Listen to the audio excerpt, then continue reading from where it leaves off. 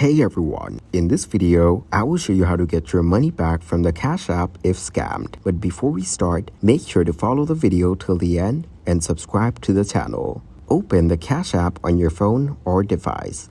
Look for the option to contact support. This might be in the settings or help section. Click on it and explain that you've been scammed. Try to provide as much detail as possible, like what happened and when it occurred. Describe the scam in detail. Explain how you were tricked and any conversations or transactions related to it. If you have any evidence like screenshots or emails, attach them to your report. This helps support your case. Cash App might need to investigate your claim to verify what happened. Be cooperative and provide any additional information they request promptly.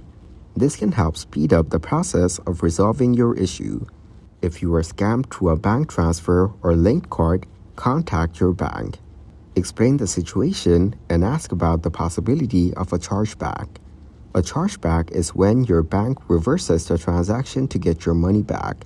Keep an eye on your Cash App account and your bank statements for any updates. If you haven't heard back from Cash App or your bank within a reasonable time, follow up with them. It's important to stay on top of the situation until it's resolved. Thanks for watching. Make sure to like and subscribe.